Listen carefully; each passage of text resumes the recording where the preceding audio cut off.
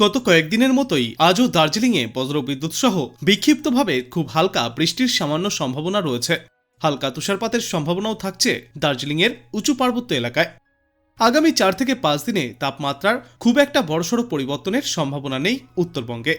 এদিকে দক্ষিণবঙ্গে আগামী 24 ঘন্টায় তাপমাত্রা আরও সামান্য বৃদ্ধি পাওয়ার পূর্বাভাস রয়েছে।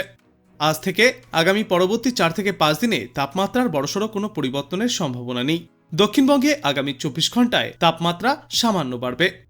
আপাতত বৃষ্টির কোনো পূর্বাভাসও থাকছে না দক্ষিণবঙ্গে। মোটের ওপর পরিষ্কার আকাশ দেখা যাবে। দক্ষিণ পশ্চিম বঙ্গোপসাগরের ঘূর্ণাবর্ত মালদ্বীপ সংলগ্ন এলাকায় অবস্থান করছে। এই ঘূর্ণাবর্ত থেকে একটি অক্ষরেখা রয়েছে লাক্ষাদ্বীপ পর্যন্ত বিস্তৃত। রাজস্থান ও উত্তরপ্রদেশে রয়েছে ঘূর্ণাবর্ত। উত্তরপ্রদেশে ঘূর্ণাবর্ত থেকে মধ্য মহারাষ্ট্র পর্যন্ত একটি অক্ষরেখাও বিস্তৃত রয়েছে।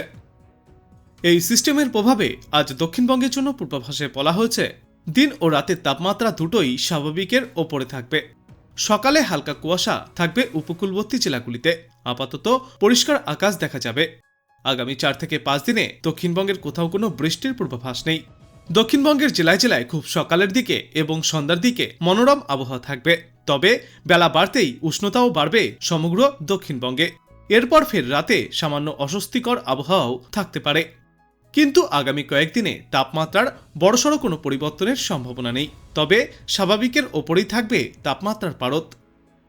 উত্তরবঙ্গের জন্য পূর্বাভাসে বলা হয়েছে দার্জিলিংয়ের উঁচু পার্বত্য এলাকায় হালকা তুষারপাতের সম্ভাবনা থাকবে আগামীকাল পর্যন্ত। সিকিমে তুষারপাত চলছে, যার প্রভাব পড়বে দার্জিলিংয়ের উঁচু পার্বত্য এলাকায়। আজ দার্জিলিংয়ের পার্বত্য এলাকায় বৃষ্টিপাতের সম্ভাবনাও রয়েছে।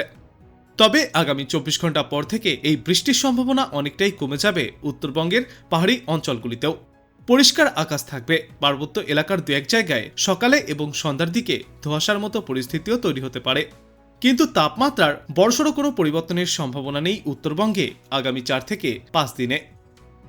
কলকাতার জন্য পূর্বাভাসে বলা হয়েছে স্বাভাবিকের ওপরেই থাকবে দিন এবং রাতের তাপমাত্রা। আরও সামান্য তাপমাত্রা বাড়তে চলেছে আগামী 3 দিনে। আর সকাল থেকেই পরিষ্কার আকাশ দেখা যাবে। আগামী কয়েকদিনে সর্বোচ্চ তাপমাত্রা 33 থেকে 34 ডিগ্রি সেলসিয়াসের ঘরেও পৌঁছাতে পারে। আপাতত কোথাও কোনো বৃষ্টির পূর্বাভাস নেই। কলকাতায় আজ তাপমাত্রা 29.1 ডিগ্রি সেলসিয়াসের আশেপাশে থাকবে। অন্যদিকে সর্বোচ্চ তাপমাত্রা 32.7 ডিগ্রি সেলসিয়াসে থাকবে।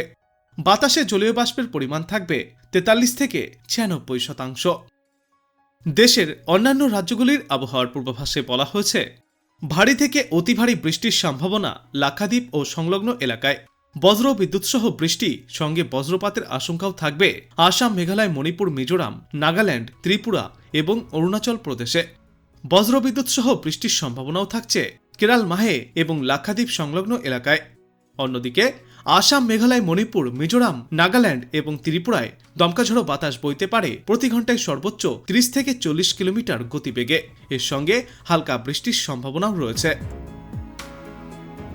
আজ বাংলাদেশ আবহাওয়া দপ্তর সূত্রে জানা যাচ্ছে লঘুচাপের বর্ধিতাংশ পশ্চিমবঙ্গ এবং তৎসংলগ্ন এলাকায় অবস্থান করছে। মৌসুমের স্বাভাবিক লঘুচাপ দক্ষিণ বঙ্গোপসাগরে অবস্থান করছে। আজ পূর্বাভাসে বলা হয়েছে অস্থায়ীভাবে আংশিক মেঘলা সহ সারা দেশের আবহাওয়া মূলত শুষ্ক থাকবে। সারা দেশে দিন এবং রাতের তাপমাত্রা সামান্য কমতে পারে। আগামীকাল অস্থায়ীভাবে আংশিক মেঘলা সহ সারা দেশের আবহাওয়া শুষ্কই থাকবে। সারা দেশে দিন এবং রাতের তাপমাত্রা ফের সামান্য বৃদ্ধি পাবে।